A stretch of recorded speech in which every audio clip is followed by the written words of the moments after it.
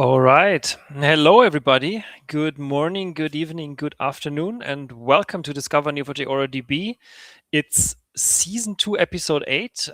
Aura GraphRAG agents is the topic. But first of all, I'm super happy to have Irina join me today. Irina is one of the heroes behind the GraphAcademy team, who are developing amazing, workshops and learning content from very, very early stage. What is a graph database even? What does it mean to model graphs, to very, very advanced topics, to build applications on Java, or recently a lot of AI focused work. So it's really great to have you join me for this special episode. It has been a bumpy ride, I must admit. We had a couple of challenges to get here, but finally we are ready now, and it's great to have you, Irina. Welcome. Thank you, Alex. And I'm excited as well about the topic of today. And obviously, it's a very creative topic. So, I really hope to not see bad heroes as well today.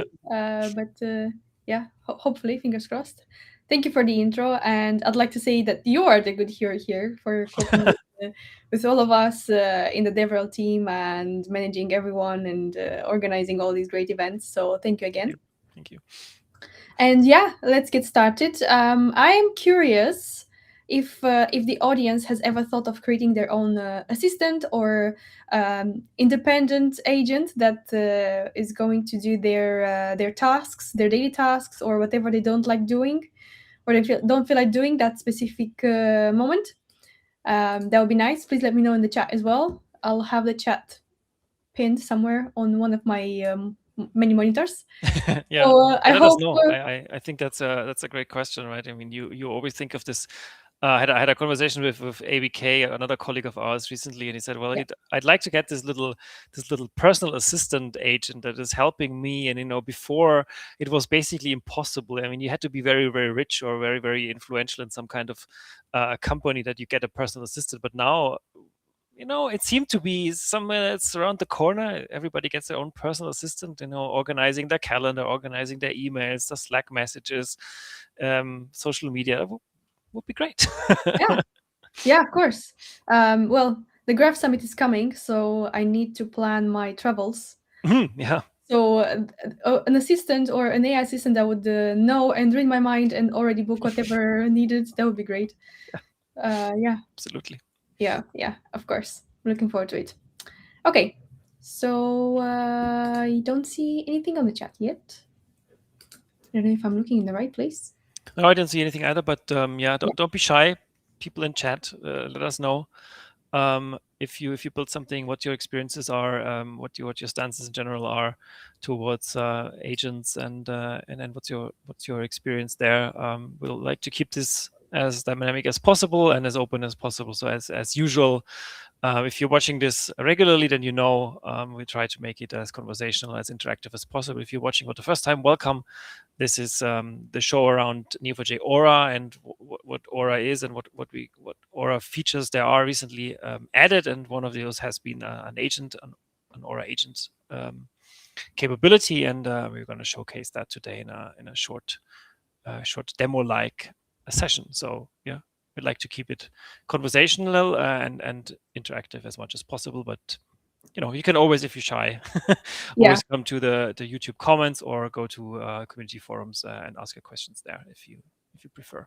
Of course. And since the early days when I started as a technical trainer, I used to tell people you only get from an event or from a webinar as much as you put in. So if you come with willing to. Oops. So yeah, I am sharing my screen already. Yeah, I'm prepared. I see it. Yeah, I see it. It's here. I think we should all be able to see. Yeah, thank you. I don't want it to look like another dry corporate presentation, so I've put just some introductory topics just so everyone understands the terminology. because I would assume not everyone is familiar with the concept of an AI agent and so on and so forth. And then we can go and play around with some already already populated data that I have in my Aura instance. And obviously, I'll be open to hearing your suggestions about what should we test our agent with. So give me some funny prompts. Let's try to break it or try to make it smarter. So yeah, let me know.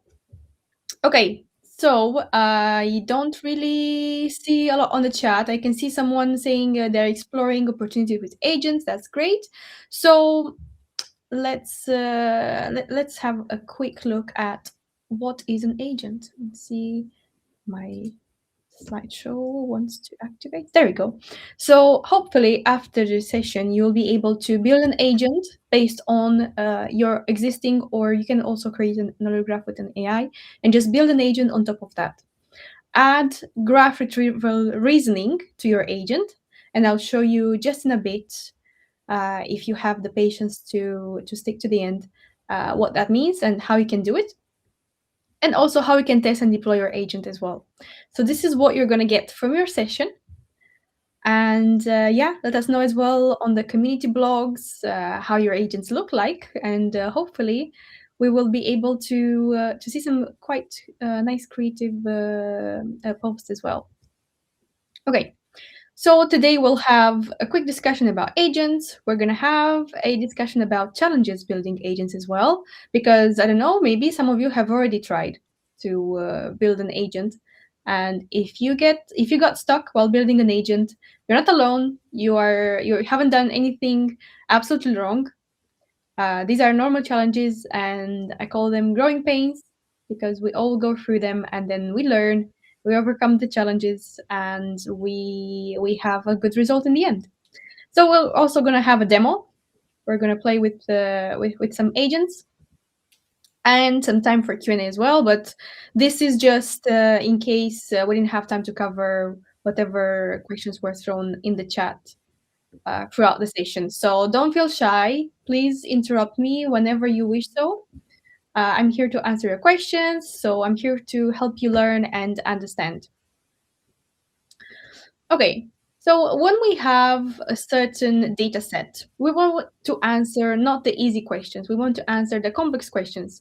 So for example, we will see as well in my data set, I have a dedicated sales data. I have some customers, I have some orders as well. So I want to find some customers sorted and ordered by certain criteria. That's a complex question for an AI agent, but hopefully it would help me answer it.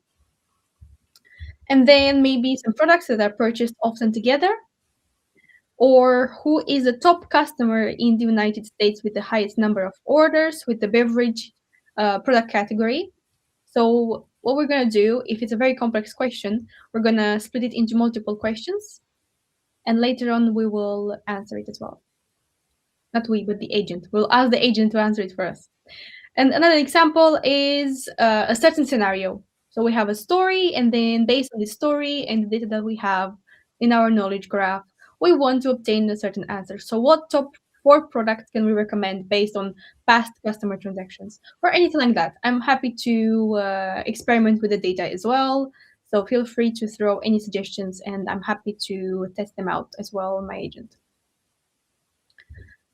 Okay, so speaking of challenges, we have a few challenges here, and it doesn't mean I have personally confronted all of them, but these are known challenges in the industry. Please let me know if you have faced any of these, and if you have found a solution to overcome them, then obviously share as well.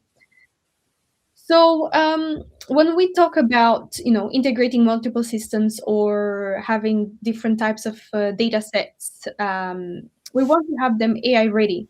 So AI ready means the AI will find whatever information we want to obtain as well, quite easily as well.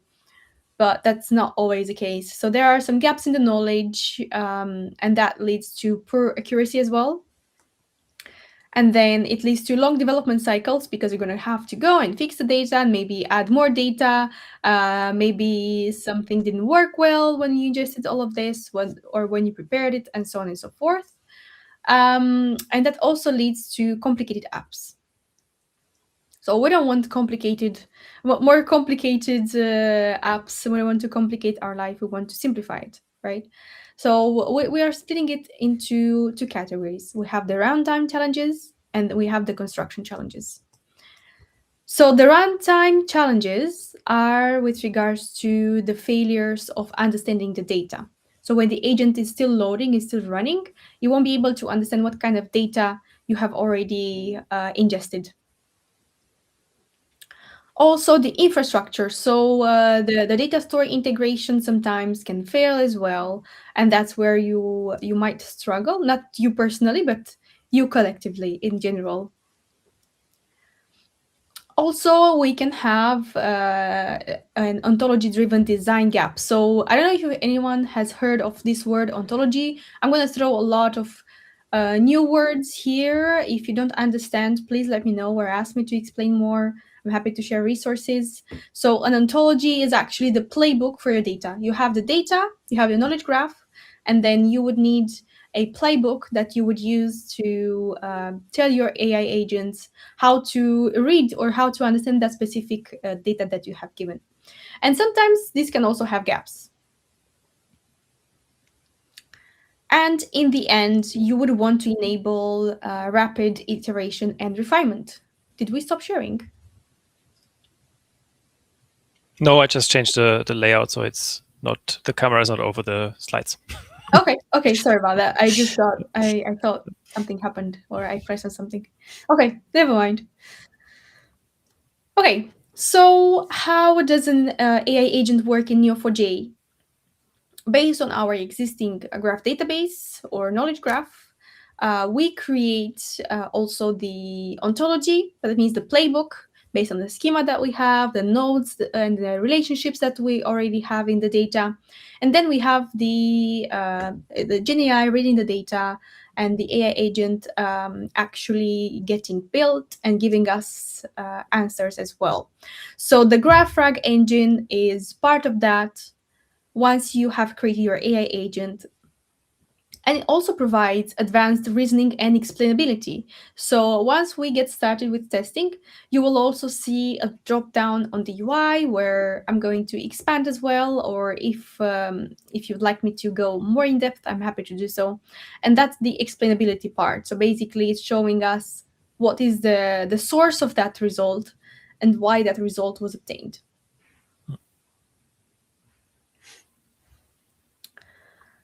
So yeah, please let me know in the comments if you have ever tried building an AI agent in Neo4j. Okay. And this is a simple workflow of building Neo4j Aura agents. So first we have the ontology-driven AI. It means we auto-generate a ready-to-deploy agent in a few minutes. So we're gonna use the create with AI functionality, create with AI to create another AI agent. And that would be probably 2 or 3 minutes, not more than that. Mm-hmm. And then we will use our GraphRAG tools to retrieve answers. So we're going to have vector search, query templates, and text-to-query. Vector search or similarity search is the same thing. So these are our main 3 supported tools that we'll use to query on the data depending on what kind of information we want to obtain. And then the third component is the explainability. So that part is very important because you will want to understand the reason that that the response was given by the AI agent and maybe correct the data that you have or not. Just validate that the answers are correct. And in the end, and this is a more advanced feature that we won't get to showcase today because of the time concerns, but this is quite a good feature whenever you want to integrate your AI agent into a dev environment. So what we can do in general we can have the MCP server endpoint of that agent, have it integrated within Cursor or Claude or any AI code editor that you use to query your data, and then add it to whatever tools, whatever other tools you have already in your system. So maybe combining the AI agents that you have in Neo4j all together to provide even more interesting answers. Okay, so how does GraphRAG work in this case? In Neo4j, we have the knowledge graph. So this is the graph of your data, populated with all the information that ideally you have already provided. And these are the main three tools that we use to retrieve data. So we have the similarity search, we have the text to query, and parameterized query templates. So we're going to go a bit in depth into these ones. I don't know how big you can see my screen as well, but we're going to have examples. Yep. So this is an example not related to our data, but just a general example. We also have this on a GitHub repository if anyone wants to Google it as well. So here, the similarity search tool is going to find another representation of something that we have already given as example. So given something, give me this similar representation of a data item in your data. And then we have the Cypher template. So this is a bit more technical. If you don't like writing Cypher, that's okay. You don't have to use it. I'm aware not everyone is a fan of Cypher. So Impossible. impossible.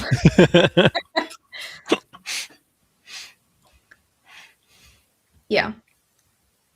When was the last time you wrote Cypher, Alex?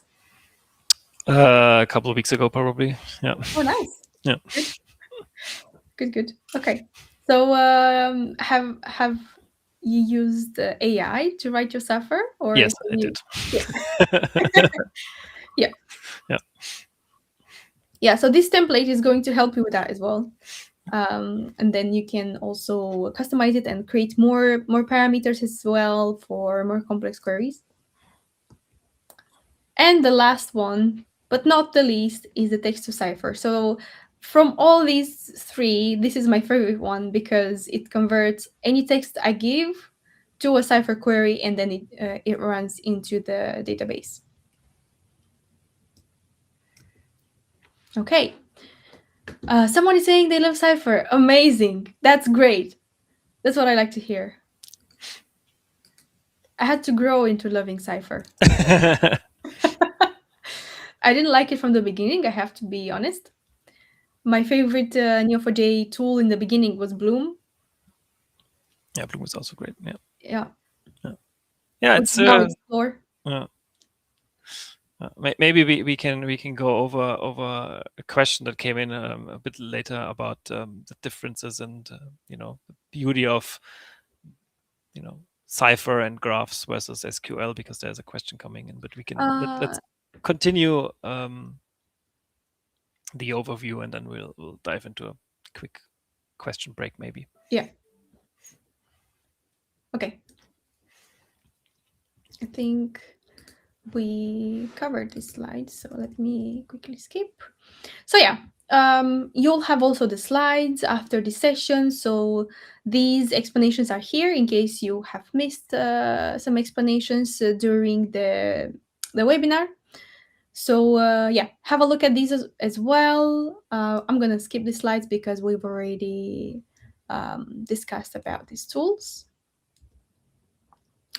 So in Aura, it is quite easy to get started. You would need an Aura account and you would need an instance.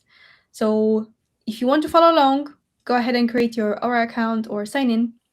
You don't need to do anything because this is not a workshop. This is just a live webinar that you can watch as well and experiment at home.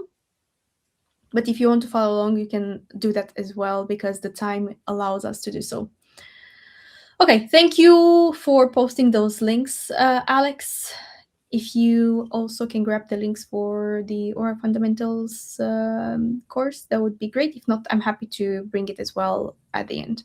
Yeah, I'll add it. Thank you. Okay, so the Aura agent doesn't ask you to write any code. It doesn't ask you to write any cipher either. It translates your cipher, your text into any sort of cipher query. And it can add explainable graphs, data retrieval to your agents.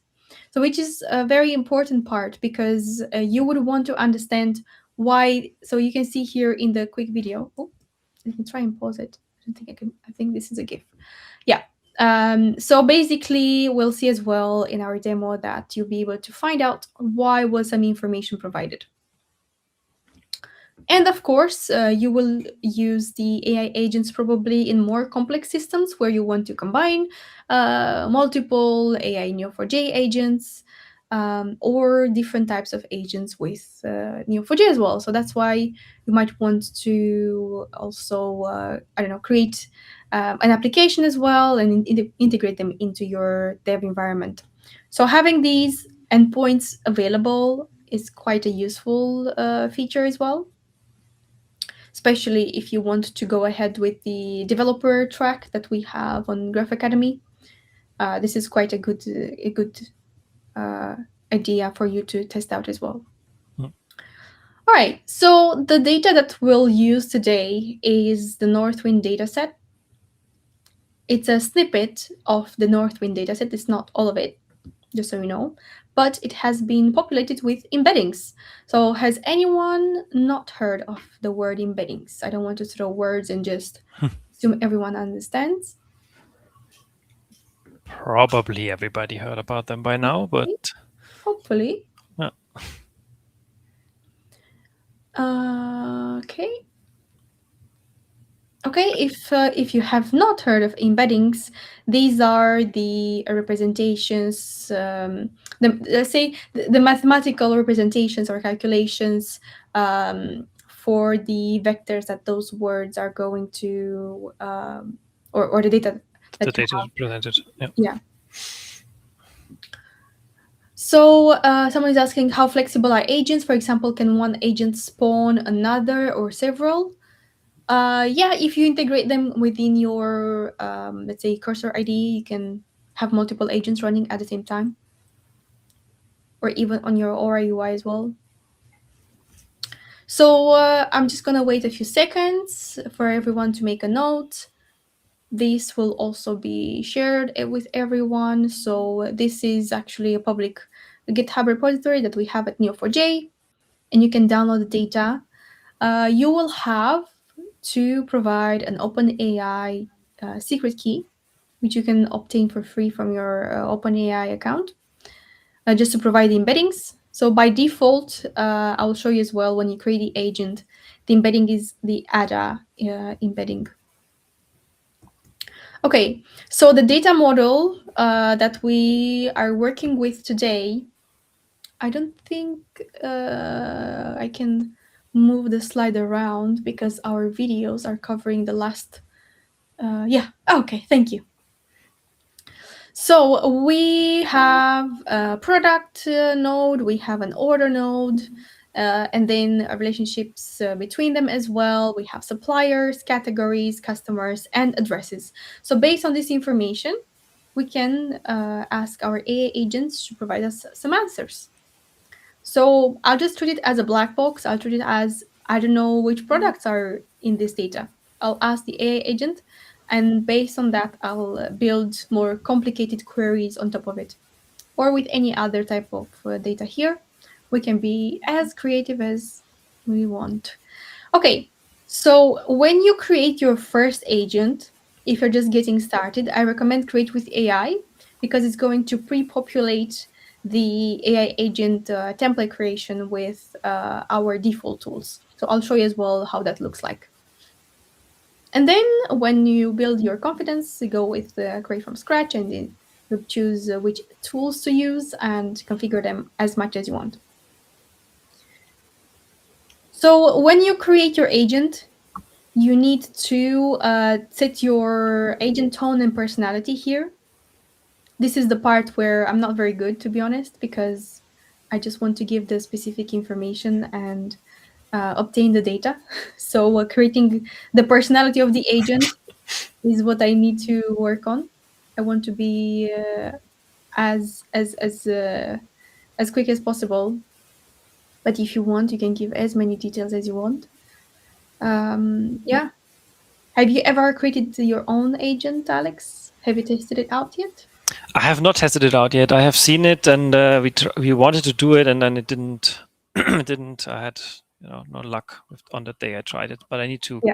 I need to do it again now that it's working. That's fine. I'm not throwing you under the bus. Yeah. Well, it sounds more complicated than it looks like. So when I've seen the documentation, I thought, oh, this is quite a complicated thing to set up. It's going to take ages. I need all these data, but actually, no. I just need to go through the prompt instructions and give it a description and set up if I want it to be internal or not. So internal, you can only share with the members of the project, of the Aura project that you're working within. If you want it to be available from an endpoint that will be generated for you, so in the case where you want to maybe integrate it within another MCP server, I would recommend using the external part. Okay, do we have a question? Seems the Bitly link is going to the wrong direction. The destination, maybe. Yeah. Okay. Let's see if I can quickly.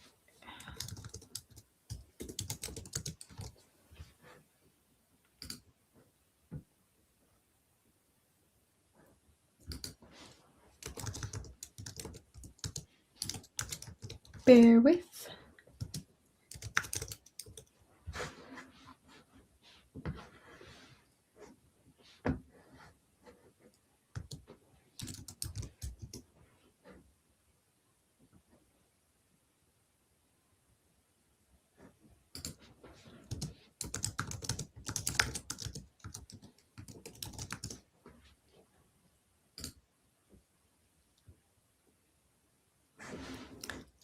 Okay.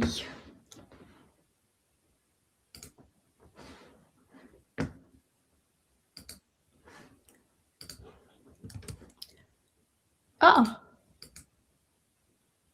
that's interesting. I think there's a problem with GitHub, not the link itself. Oh. Okay. Well, that is unexpected, but obviously Yeah. can happen. Can Oh yeah, you're right. If I go to github.com, it says something went wrong. All of GitHub is down at the moment, it seems like. Yeah. It's not us. It It's wasn't not me. us. Okay. Okay. All It right. looks like it's loading now, but give it a few minutes. Yeah. But yeah. Oops. Yeah. Alex, I can send you the link as well for the GitHub. Okay, yeah, super. Yeah. So if you send it to me, then I can also add it into the YouTube video description. And if you're not able to grab it right now, then maybe you can do it afterwards when it's back online.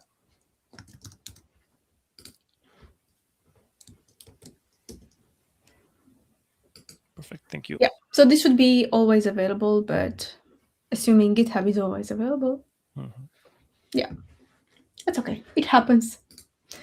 It's only when it's a Murphy rule. Whenever you have a live stream, that's when things go wrong. It works 5 minutes before the live stream, and then during the live stream, something happens. Hopefully not. Hopefully this was our funny event of today. Definitely, yeah. Yeah. Okay.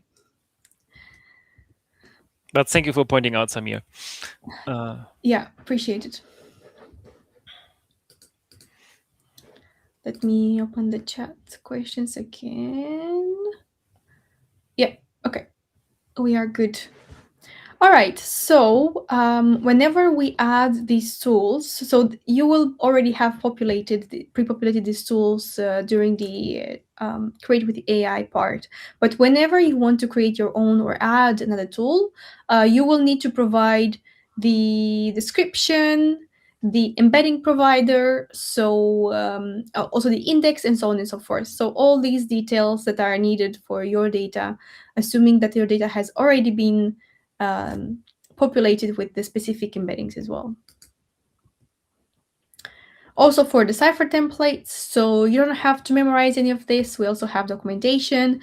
I'd say skip this part, skip the adding new tools part, go with the default tools that we provide, and try to understand how it works. And only after that, add the complex tools later on. Okay. So it wasn't a wrong link. It was a hiccup from GitHub. Hopefully now it works. If not, we're gonna share with you the file and the presentation as well, so you won't miss out. Yeah, I added it already to the YouTube description. I'll share it in chat one more time. Yeah. Thank you.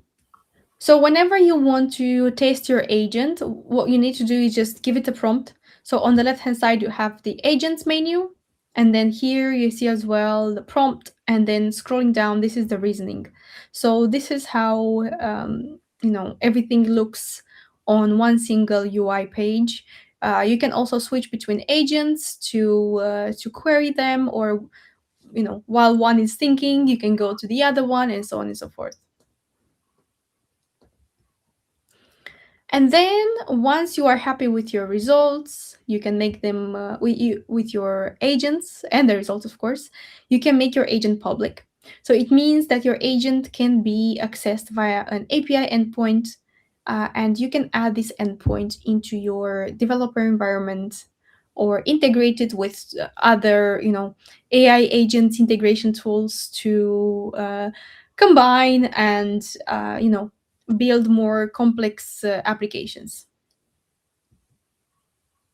Okay, so we are at the demo part. We can have a quick Q&A break if there's any questions so far, but I guess everyone would understand it better if we just have a look at it. I think that's right. Yeah, there is one question, but let's save it for later. I don't see it. It was a little bit earlier from Jesse on the type of. Well, we can discuss it now. Okay. Jesse says 1, 2, 3, and when you outlined the 4 different questions we're gonna solve if agents 1, 2, 3 can be implemented in straight SQL queries. Are these shown here to show how the more advanced, which is type 4 query, might be used alongside more mundane queries, or? Yeah. Yeah, of course, you can spend time building SQL queries as well, but whenever you have already your knowledge graph, you don't want to go back to building SQL queries. And also, you can query your data starting from an easy level and going to a more complex level as well. So, providing different types of complexity was the purpose of that example. But obviously, we can find other examples as well. Yeah. And I mean, obviously, maybe not as much of a hard plus point anymore with AI helping you write your queries, and also that applies to SQL, obviously. But if you ever want to, reread your SQL queries and reread your Cypher queries, it's much easier to get what you wrote there back in whatever, a month ago or a year ago, whereas this because of Cypher is quite readable and still quite understandable, even if you don't remember exactly what you did back then. You can follow it again. With SQL, tends to be quite convoluted and more difficult. Yeah, that's true. I stopped sharing for a bit so I can share my other screen with the Aura UI. Can you see my screen? And here it is. Yes. Yes, we can. Okay. So I have multiple instances here. I've just created this one Northwind data with embeddings, and it's currently running. So let's go from the start. If there's someone who hasn't seen Aura, this is how it looks like when you just create your free account. You have the get started mini page as well. You have some ready to use demos. You can create your instance. So here, obviously, I have a long time ago exceeded the free capacity, and I can only create a professional or business critical, which means I have to take care because I will incur costs. So I need to keep an eye on it. And by default, my data is stored in Google, but you can change that as well. And then the script that I have provided for everyone is meant to be placed here. So once you create your Aura account for free, create your instance, doesn't matter if it's professional or not. You go to query and you just paste that script here and you run it, assuming that you have given a valid OpenAI API key. So don't forget to do that because otherwise you're going to have an error. The script is also telling you, where is it? Let's see. This is meant to be the script, but it's not loading. Yeah, so the script is also going to be kind of hinting you in examples or in comments that it needs an OpenAI API key. And then if you call this function, I'm just going to run it again.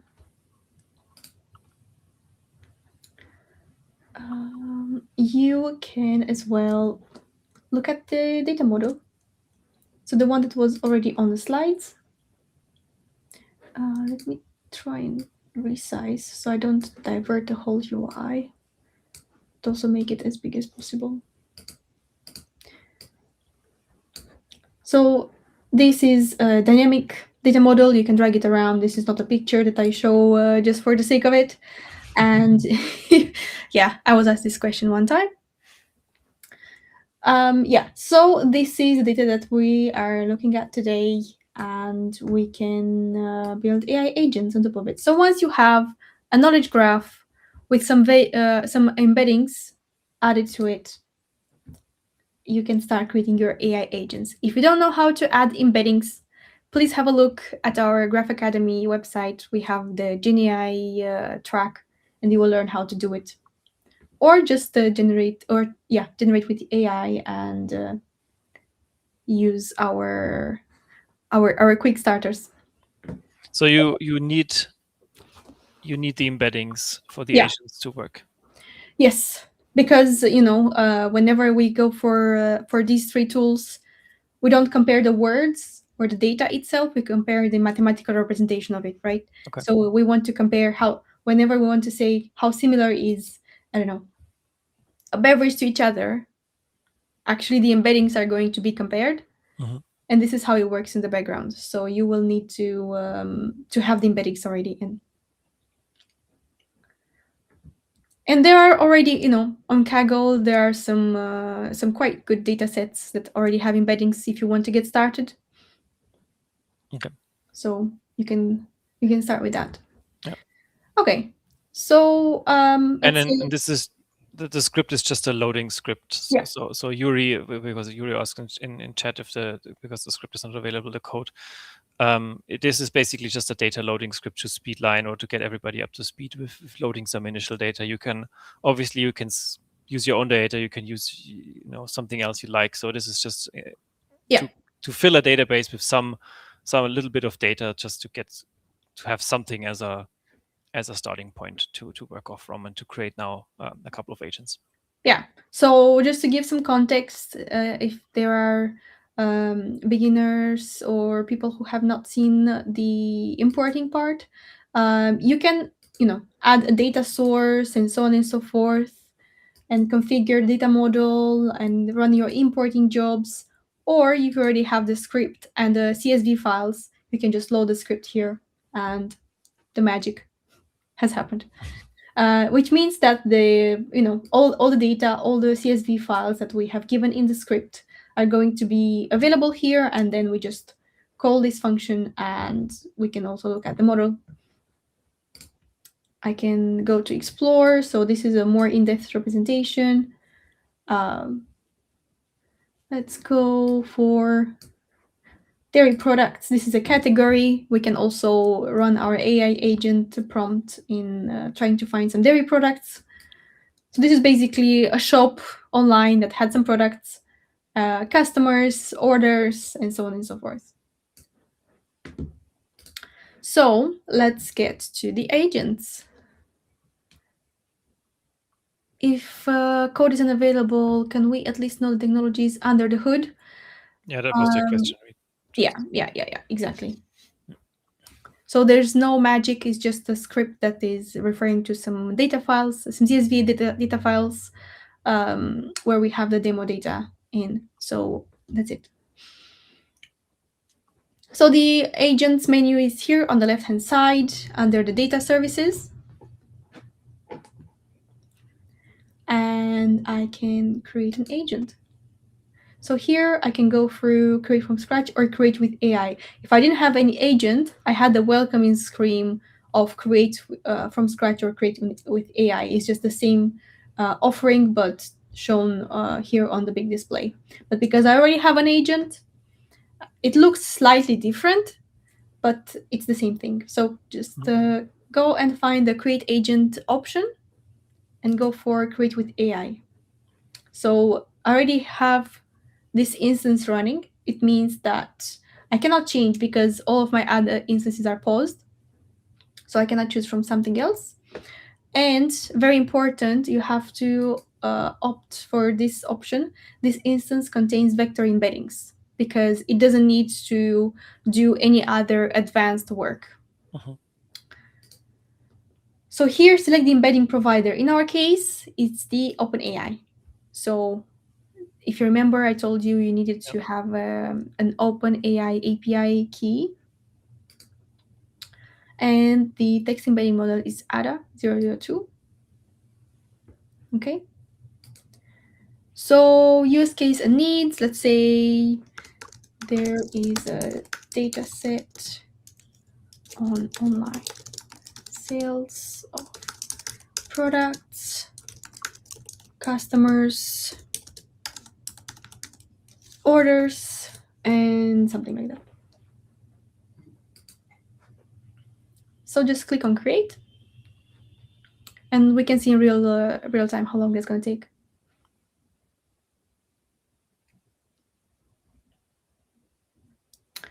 And that was it. Yeah. It was less than 30 seconds. Yeah. Yeah. So the agent location is within the same instance where you have created, is within the same location where you have created your instance.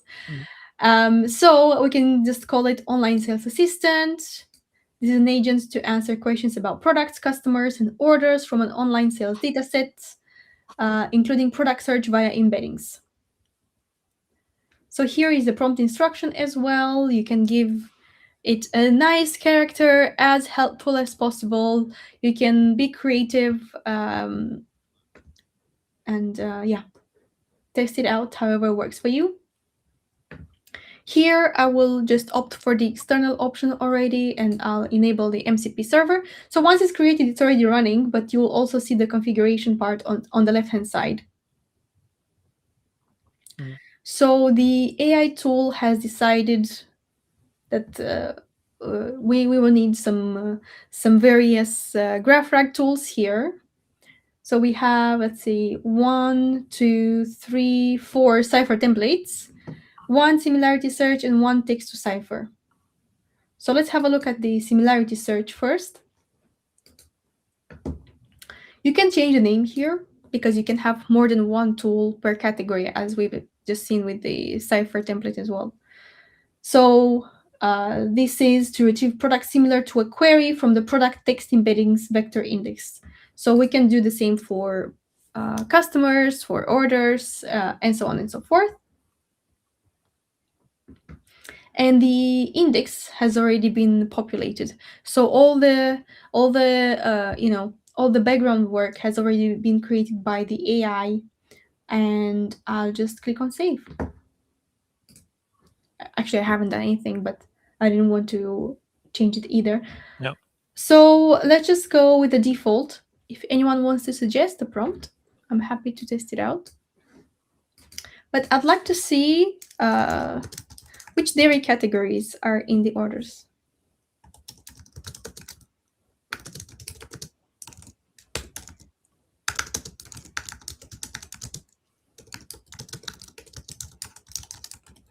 So this seems a simple query, but it might see it as a complex one because it has to look through the orders and find the dairy categories. So we might have to split it into two, but fingers crossed. Yeah, so there was no dairy in the name that are associated with the categories in the database, or no dairy categories have been ordered, because I haven't provided the full name, just the dairy keyword. So let's see. Which categories? Did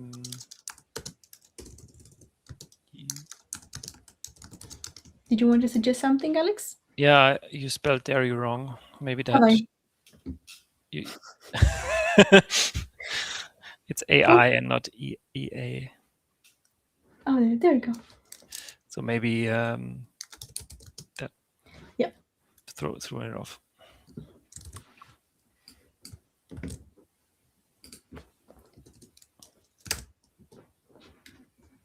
Thank you. I couldn't have spotted the typo. I was sure I spelled it correctly. That's a tricky one. Okay. No categories. Still no categories. Okay. Okay. You can make it conversational.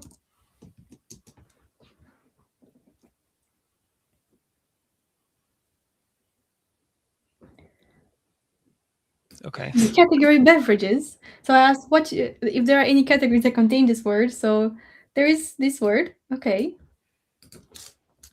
Okay, now I want to make it more complicated. Show me top 3 most ordered.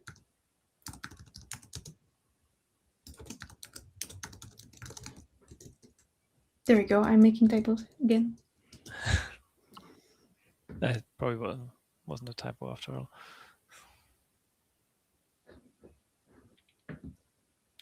Okay, so it is explaining to me what happened. So if I go through the reasoning, sorry? That's very good, yeah. So it's telling me that it can list all the products in the beverages category, but I cannot directly determine the most ordered products using the available tools. I can only list products by category or by order. Okay, so it's missing some data. It means there is no direct relationship between category and order, probably just between product and order. Okay, so the solution here would be to either aggregate all this data or split it into the orders filter. Okay. Yeah, or we could probably, it's probably too much for this one now, but we could add an agent tool that has the functionality to aggregate. Exactly. Yeah, that's what I meant. Yeah, okay.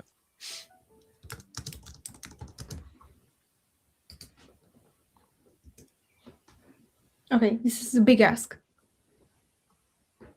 Please provide an order ID so I can list the product in that order. Okay.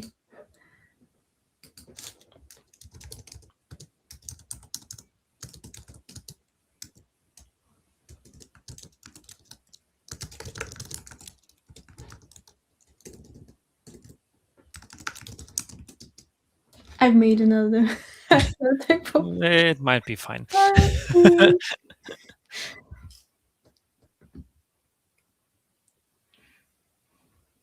And now we're testing the AI agents with typos. Yeah. Yeah.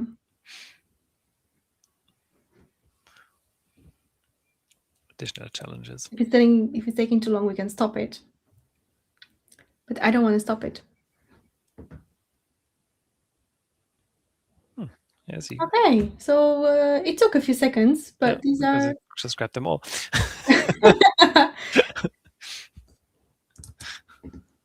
Okay.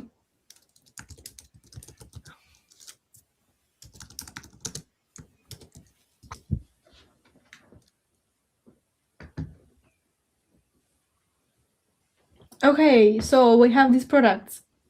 Queso Cabrales. What do you think this order is about? It's probably cheese, some kind of Spanish cheese. I don't know. Yeah. Yeah. It looks like it's also mozzarella. Mozzarella, yeah. Yeah. So, And Singaporean Hokkien fried something. so it's telling us the reasoning, but the most important part, especially to Neo4j, is we gave an input and we have the Cypher query. So this is the Cypher query that we should, this is the JSON, but we should also obtain a Cypher query depending on the question that we're answering, we're trying to answer.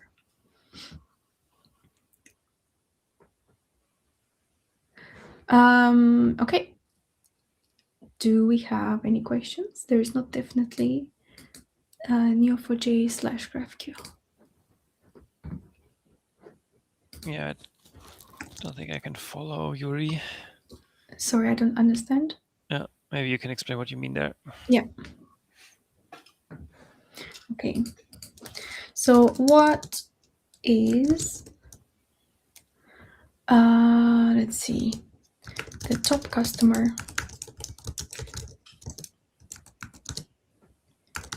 from the beverages category? I hope I am typing it correctly.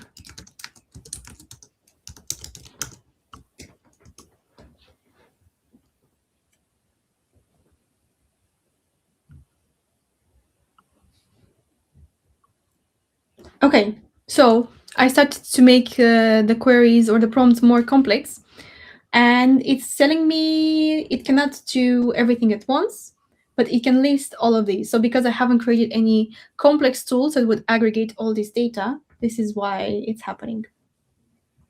Yeah, but it gives you basically a recipe how to do it, or you can always add your own tools depending on what kind of questions you want to ask and what kind of things you want to retrieve from a database. You can add a custom tool that will then be able to answer the question depending on what you want. Yeah. So based on this, you can add either a Cypher template, a text-to-Cypher, or a similarity search tool, and you can add as many as you want in here. Yeah.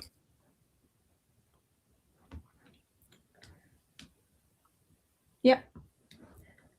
So let's see, continue editing. Do I have? Okay.